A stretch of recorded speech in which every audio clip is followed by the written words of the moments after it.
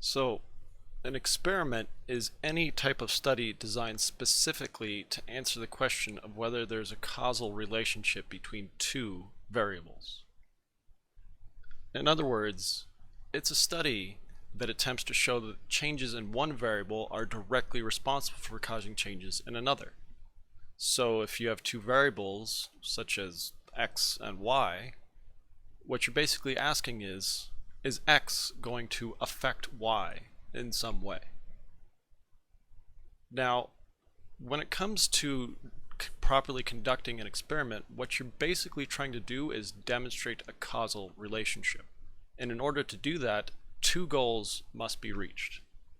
The first goal is that you must demonstrate that the cause happens before the effect occurs. In other words, you just need to show that changes in the value of the independent variable precede changes in the value of the dependent variable. The second goal is that you have to establish that one specific variable is responsible for those changes. So when you're doing an experiment, you need to rule out the possibility that these changes are being caused by extraneous variables. And by extraneous, I just mean stuff that you're not really interested in. Now, when it comes to doing an experiment, if you want to meet those kinds of goals, you have to include some basic fundamental features. And all experiments have two. So the first and most important feature of doing an experiment is manipulation. If you cannot manipulate a variable, you cannot do an experiment. And all I mean by that is you have to be able to change the value of something, like change how much a participant gets, or change what version of the medicine a patient receives. You just have to be able to have that kind of manipulation over what happens. And in doing this kind of manipulation, you're going to have at least two different groups who get different versions of that manipulation, two treatment conditions, you could say. The other fundamental feature is control. So while you're trying to manipulate this one thing and give one version to one group of people and a different group to another group of people, so while you're doing that kind of manipulation, you're trying to keep everything else controlled. You want to keep everything else constant. Now, whether you're doing experimental research or non-experimental research, one of the most important things is that you want to make sure your research is high quality. You want to make sure you're doing some good stuff. And when it comes to like scientific terms, the word we have for that is validity. Validity has a lot of meanings in science actually, but it always refers to the truth. Like, are you actually, getting to the truth of what it is you're studying here? Do you think you're doing what you think you're doing? So, to be more precise, when it comes to a research study, validity refers to the quality of the research and the accuracy of the results. And there's two kinds that we tend to be concerned about. What's called external validity and internal validity. Now, internal validity is the ability to produce a single, unambiguous explanation for the relationship between two variables. In other words, it's how well do we understand what's happening in here? And by in here, I mean like inside our own little experiment. And when it comes to internal validity, what we're really concerned about are the factors in the research study that could raise some doubt. Like, in other words, that manipulation that we did, is that actually having the effect that we thought it did? Or maybe we didn't control well enough, and maybe some external force is affecting our study. So to put it another way, do we know what's going on? Do we understand what happened in our study? That's what internal validity is all about. The other kind of validity is called external. So external validity refers to how well Or to what extent can we generalize the results of our research study to people, settings, times, measures, and characteristics other than those used in our study? To put it another way, external validity is how well do we understand what's happening, out there in other studies and other situations with other groups of people that we didn't actually look at. And external validity actually has 3 different types. We can generalize from one sample, like our sample, to the greater population. That's kind of the whole point of doing research, if you really think about it, is we take our small sample and then we try to make generalizations about people in other places, other kinds of people. So that's one kind of external validity where you're strongly concerned about. Another one is, how well can our study generalize to other studies? So could other researchers find the same results we did under the same conditions? And then the third kind of generalization that we're concerned about is how well can we take what we found in this kind of abstract laboratory environment and find the same effect in the real world? So how well can our study generalize to a real world situation? So when it comes to this first one, the first generalization I mentioned, where we're trying to generalize from our small sample to this larger population, as I mentioned before, that's kind of the whole point of doing research. Most research questions are all about trying to learn new information about the population you're interested in. So we just have to assume that if we draw a sample from the population and it's representative, like it actually, reflects the demographics of the larger population, that it will be able to be generalized. But if that is not the case, and this small sample we have doesn't represent the larger population, in other words, it's not similar, then we would say the study is internally or externally invalid. To put it another way, while the study might make sense on its own, when it comes to the bigger picture, trying to understand the larger population, it just doesn't work.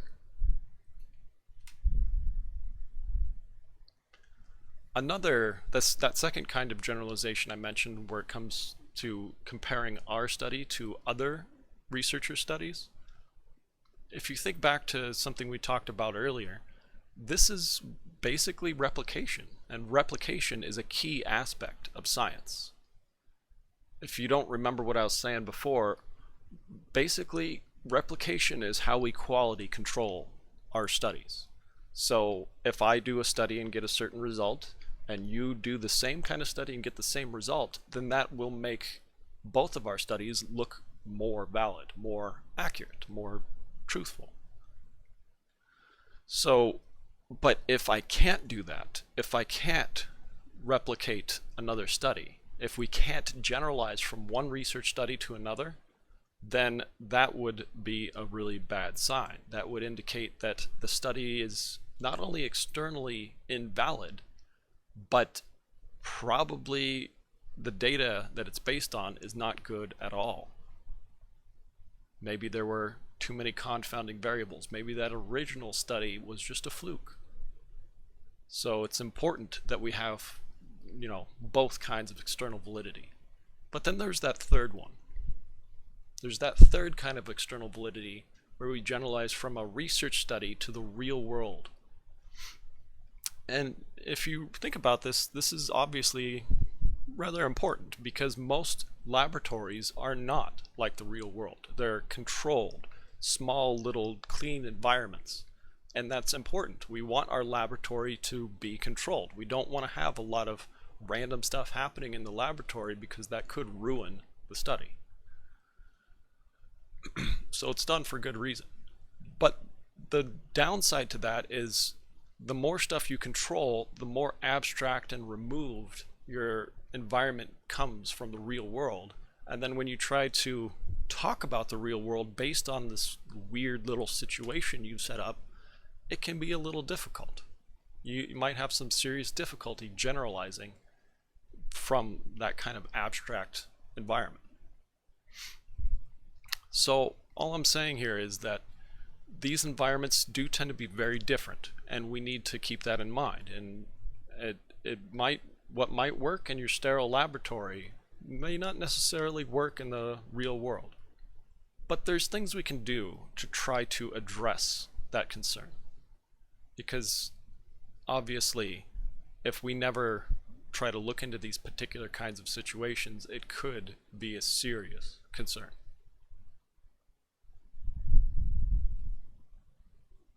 So, validity is basically how good your study is. Validity is like the quality of your study. And if you have both internal validity and those different kinds of external validity, then we'd say your study has high quality. And when it comes to this kind of stuff, though, a good researcher is aware of potential threats to both internal and external validity and has tried to take precautions against them. There are things you can do to try to maximize the validity of your research. Just to name a couple things that we'll talk about later, like random assignment to groups and counterbalancing of conditions and stuff like that. But the problem with this is that you can never have a perfect quality. Your validity is always going to be a little bit questionable. It's impossible to completely eliminate all threats to validity. So what you need to do as a researcher is try to eliminate the ones that you can, the ones that can easily be eliminated and are important to be eliminated, and don't sweat the small stuff, to put it simply. Those other things, though, that you weren't able to address, you should probably mention that in your research report. In fact, if you worry too much about that small stuff, if you try to iron out every tiny little problem and control all the variables that are present, that might make your study so incredibly removed from the real world that you've completely lost your external validity. Or a worst case scenario is, by controlling all those extraneous variables, you might actually create some confounds. Fixing a bug in a computer program sounds great, but as a lot of programmers know, fixing a bug can sometimes create a whole bunch of new bugs. So it's not necessarily worth it. You always have to ask yourself if this is worth addressing. Now, one other thing to keep in mind about validity is that both internal and external validity are important, but when it comes to your own study, you might have to make a decision as to which one is more important, because there's a trade-off here. You want to maximize both to the best of your ability, but there's definitely a trade-off, because they tend to influence each other. I've already kind of mentioned this. If you try to maximize your internal validity by controlling all the extraneous variables, you're just moving your study farther and farther away from the real world. So it's kind of a hard, it's something that's not necessarily easy to determine. It takes a lot of experience, it takes a lot of collaboration with other people in your field to really figure out exactly how to do this kind of balancing act. But once you do make that decision, then you'll be able to focus on whether you want to put more emphasis on having a clean, controlled laboratory environment to maximize the internal validity, or having a more realistic world with a more diverse population to maximize your external validity. So you'll have to make that kind of trade-off. It's a balance. It's definitely like a balancing act. You want to try to get the best of both worlds to the best of your ability. Here's just one example of what I mean. Let's say you're a researcher interested in how stress can affect a test pilot's performance. Due to the fact that test pilots operate in a particular setting, up in their test craft in the sky, it makes the most sense, if you think about it, to study them in that setting. If, on the other hand, you try to maximize the internal validity by bringing them down to laboratory, you would lose that kind of real-world setting, and that would probably be too great of a sacrifice. I mean, flight testing is all about being up in the air in that airplane, and if you take that away from them, what is it we're even studying now? It's certainly not like the real thing anymore.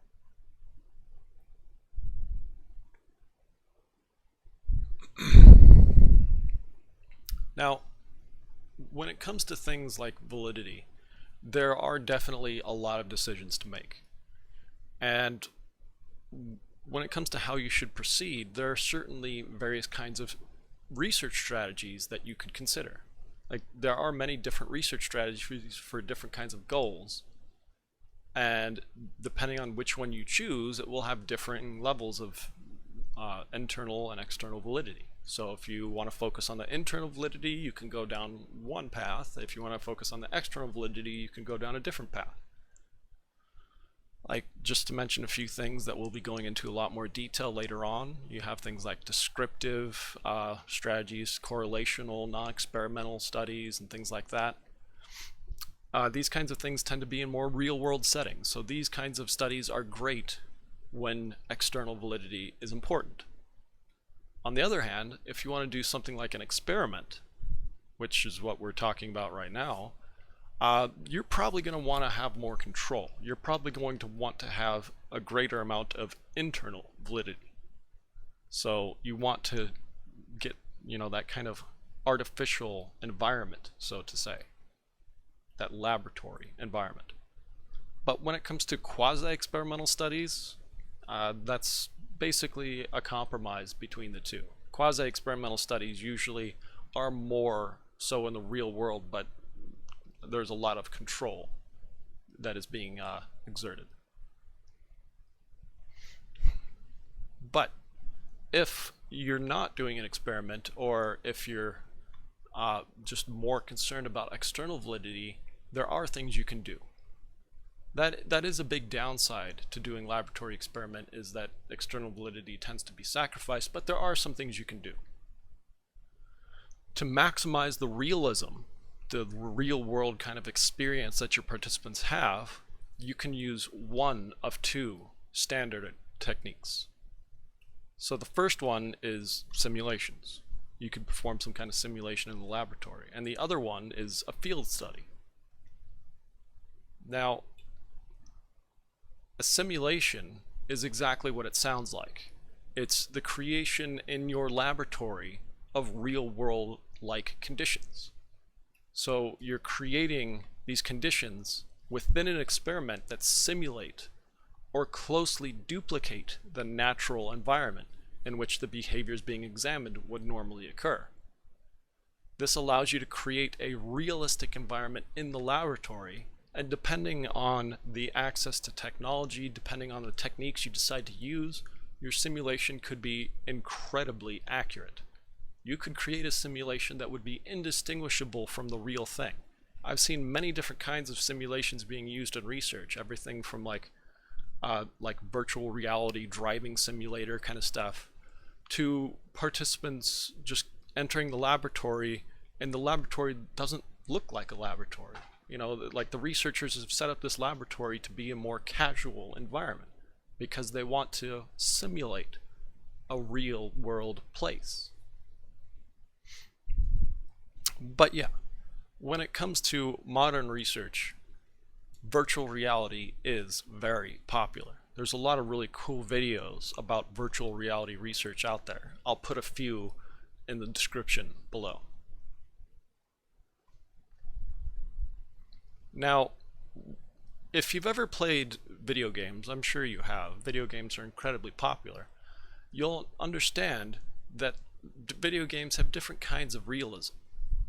And that's the same thing with simulations. You want your simulation to be realistic, but at the same time, you don't want it to be chaotic. So, in order to maximize the realism of your simulation, you will want to focus on two kinds of things. So the first one is what you would call mundane realism. This refers to how well the superficial, like, physical characteristics of the simulation are. When it comes to video games, this would be things like graphics, sound effects, that kind of stuff. So, in other words, does the thing that you're looking at, does this virtual reality experience that you're having, is this like the real thing? Does this look how it should look, and sound how it should look, and sound how it should sound, and so on. So graphics, that's basically what mundane realism is. But then you have the other kind of realism, which refers to experimental realism. This is how well the simulation immerses the participants and allows them to act naturally. Once again, if you play a lot of video games, you'll probably be familiar with the concept. What we're basically talking about here with experimental realism is the concept of immersion.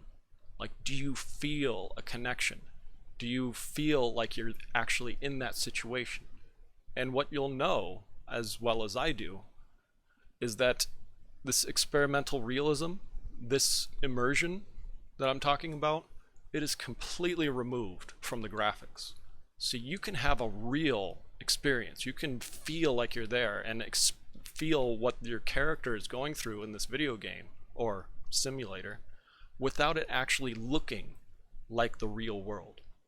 So when it comes to doing a laboratory simulation, it's the same case. Most researchers put more focus on the experimental realism. They want to get that kind of immersion. They want to make the participants feel like they're actually there. It doesn't really matter so much if it looks like the real thing. So, if you want to have that kind of nice controlled laboratory experiment while simultaneously, having a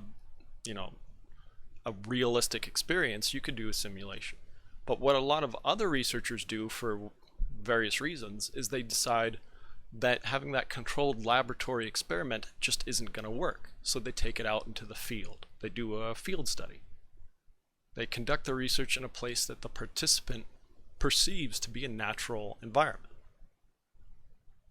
So field research has been used effectively to study all kinds of things, such as how people react in ambiguous or potentially life-threatening situations. Like, just imagine you're walking down the street and somebody falls down in front of you. Well, you'll obviously be wondering what's going on, and you might offer some help to the person. That's what most people would do. But what you probably wouldn't realize at that time is that there's somebody across the way watching you and taking notes on what you're doing. So they are literally conducting an experiment in the real world. The example I just mentioned is an example of what's called bystander effect or bystander apathy. You may have heard of it before, but we'll get into that at another time. So when it comes to doing simulations and field studies, these are great ways to increase your external validity. You want the participant to feel like they're in a real world environment, a realistic environment, so that we can make that kind of generalization to the real world. But as I'm sure you fully understand, when we increase the external validity, we are sacrificing some internal validity. And the amount of sacrifice you make is dependent on your techniques, of course. Like, if you use a simulation, you don't have to sacrifice that much. Depending on the kind of simulation, you can only sacrifice maybe a little bit of internal validity while dramatically boosting the external. But when you go out into the field, when you go out into the real world to conduct your experiment, now all kinds of problems can pop up. You can have numerous confounding variables pop up, and that can have a massive impact on your internal validity. So yeah, when it comes to field studies, this is a big concern. Lack of internal validity is a big concern whenever you leave the laboratory.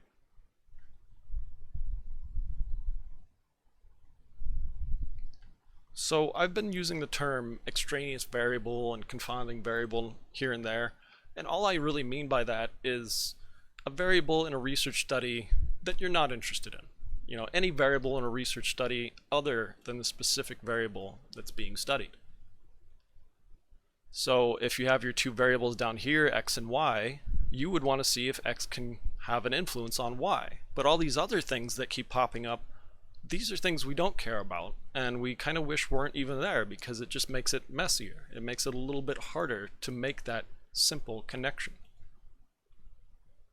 And the fact is, most research is full of extraneous variables. Even if you do your research in a nice controlled laboratory environment, your study is probably still full of extraneous variables. But the good news is they're usually not a problem. You know, most extraneous variables are minor. They're not harmful. You can use the word benign. They're just not important to worry about. But some extraneous variables can be a problem, and it can sometimes be quite difficult to determine whether your particular variable is a problem or not. Like, is it just an extraneous variable, or has it been upgraded to a confound, a confounding variable? So a kind of confounding variable, well, there's many different kinds of confounding variables, but before we get to that, I just want to mention there's many different kinds of extraneous variables. These could potentially be confounding, but it's not necessarily the case. So before we get to those confounds, let's just talk about the different kinds of extraneous variables that there are. You can basically group them into these three categories. So first of all, you have extraneous variables that come from the environment. So we're just talking about anything that's present during your tests that could influence the results. And it's not coming from the participant, it's not coming from anything unique to them. So this would be stuff like the size of the testing room, the time of day that you perform the experiment, the personality of you, the researcher, you know, anything that's not the participant. So here's just a couple of examples. We have different terms for these kinds of things, but things like low construct validity, instrumentation changes, and testing effects, these are all kinds of things that we will talk about in some detail, but I just wanted to mention them here. These are just a few examples of things that could come from the environment that would have a negative effect on your validity, potentially. Then there are extraneous variables that come from your participants.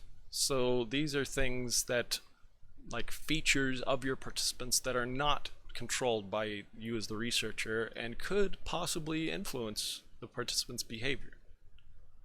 So, for example, the participants' age might affect their behavior, their gender, how hungry they are, or how tired they are, or maybe what their preferred soft drink is, or what their favorite movie is. I mean, any number of different things that are unique to that person could potentially be an extraneous variable, or even worse, could be a confound. So, just to mention an example of this, you have selection bias. Selection bias is something that's present in all studies, and it's something we will cover in a lot of detail, but it basically just refers to when the participants are not being selected fairly. Like some kinds of participants are being selected more often than others. And then you have extraneous variables related to time. So these are extraneous variables that occur because of the time of the testing or the time between the measurements. They're only present in studies that measure participants over time. So if you're measuring your participants multiple times, then you're going to have to worry about this kind of thing. So say, for example, you measure your participants and then they go take a nap and come back for the next measurement. Well, that nap may have significantly changed their mental state and might influence their behavior.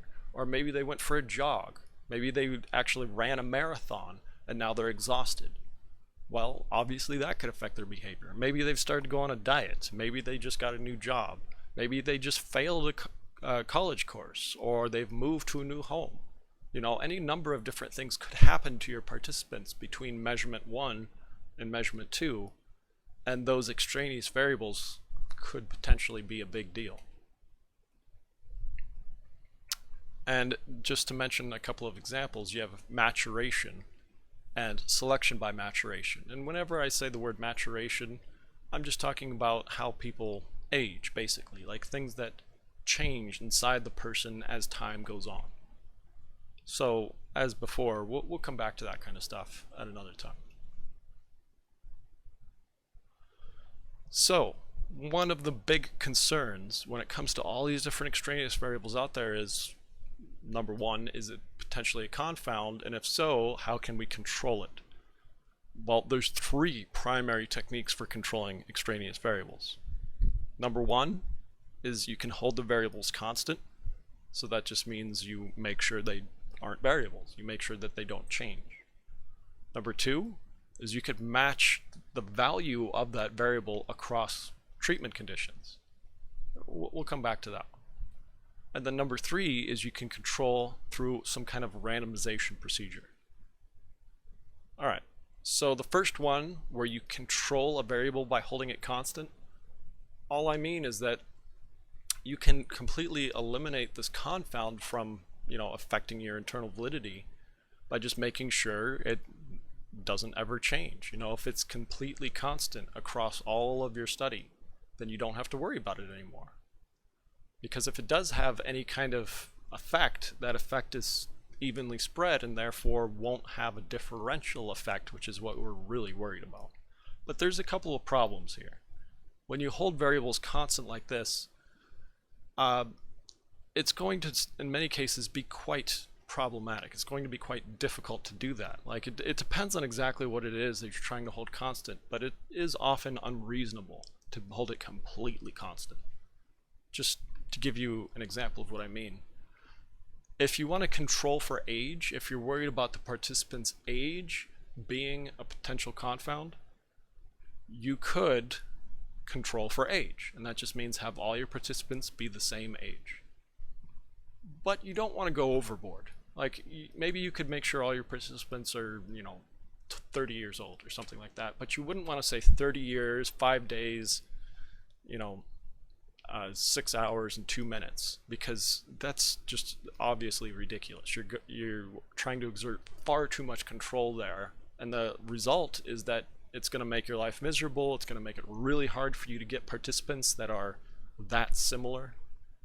So yeah, you should definitely try to hold some variables constant, but don't take it too far. The real trick though is figuring out how far to go, because it's not always so obvious. And then obviously when you hold variables constant, another problem with doing that is that it will limit your external validity. It will have a negative impact on your external validity. Like to go back to the example I mentioned, if you're only looking at 30-year-olds, then that's great. We're going to learn a lot about 30-year-olds, but we're not going to really be learning much, if anything, about older age groups or younger age groups.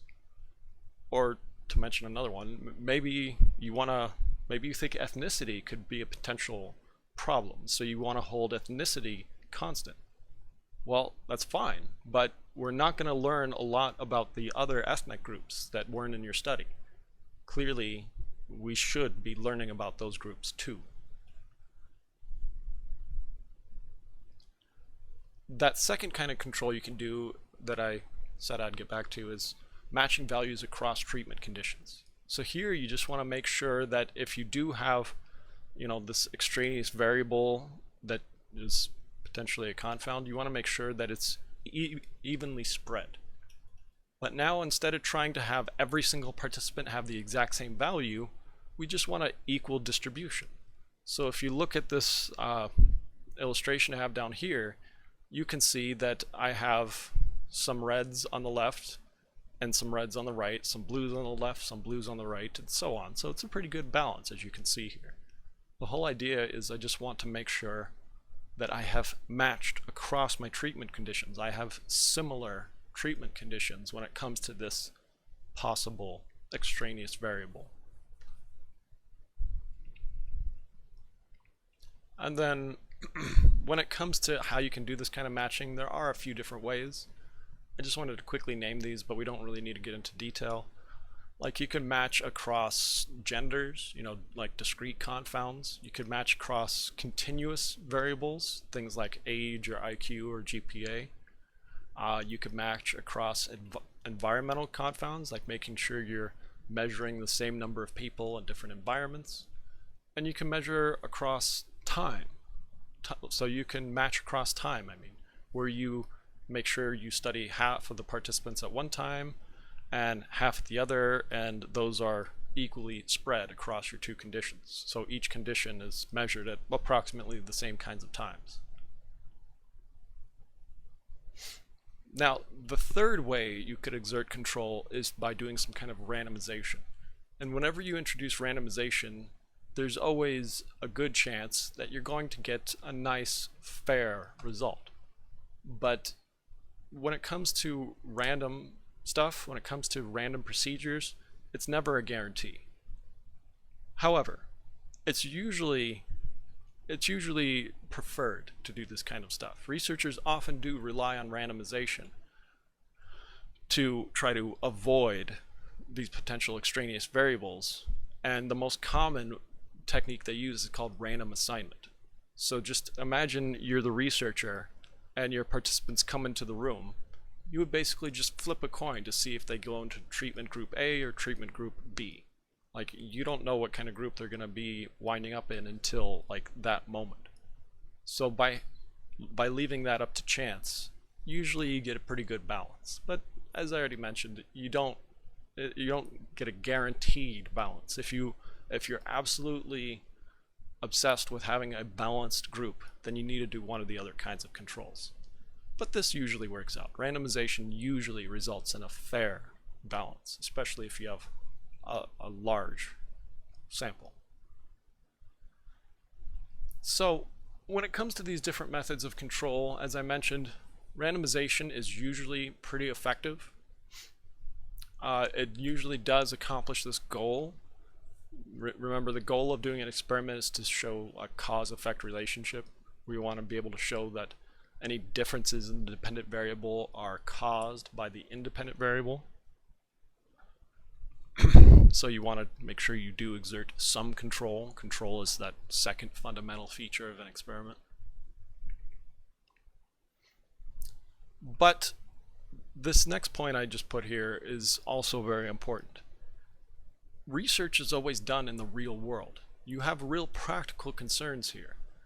While it might sound nice to hold all these things constant, while it might sound nice to have perfectly matched different treatment conditions, that usually isn't very practical. You're usually wasting a lot of time and effort when you could just be moving on with your research and maybe even conducting all kinds of other research in the time that you've wasted here. So that's something you always need to keep in mind when it comes to doing science, is that these are people in the real world and they have real practical concerns. They have limited time, they have limited money. So when it comes to how to best control for confounds, you really do need to just think about what's the most cost effective, what's the most time effective.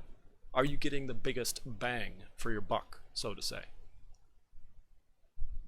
So that's why we generally prefer random assignment.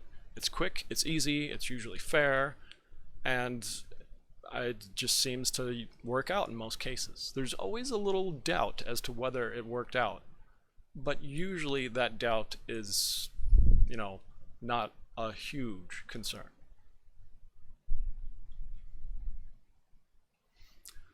So there's obvious advantages and disadvantages. I already kind of described the stuff, but just to review real quick, when it comes to holding variables constant and matching across conditions, the advantages are that you're going to be able to ensure that your groups are equal. But the obvious disadvantage is that it's going to take more time and effort, and it will possibly have a big impact on your external validity. So you should only really use these kinds of control methods if you're really concerned about serious confounds, extraneous variables that could be a big problem. For all other situations, you should just use randomization. The big advantage is that you can control for a wide variety of variables simultaneously, and you could do so relatively quickly and easily. But the disadvantage that I've already mentioned a couple times is that you can never be 100% sure that the control worked the way you expected it to. There's no guarantee that randomization will be successful in actually balancing those variables. Because remember, whenever it comes to random stuff, whenever it comes to chance and probability, improbable things happen all the time. Just because something is improbable, that does not at all mean that it's impossible. So, I know I've used the term a lot, but I just want to clarify exactly what I mean by a confound. A confound is an extraneous variable, but it's a special kind. It's an extraneous variable that changes systematically along with the two variables being studied. So a confound then would be something that could possibly provide an alternative explanation for any observed relationship between the two variables, and therefore it is a big threat. So to put it another way, let's say you're trying to prove that variable x can cause a change in variable y. Well, you might find that kind of link, but if there's confounds in your study, they may also be able to be linked. And that's obviously a big problem, because now if we have all these links, we don't really know what actually caused the changes in y. Maybe it was variable x, maybe it was one of these other variables that unfortunately have confounded your study.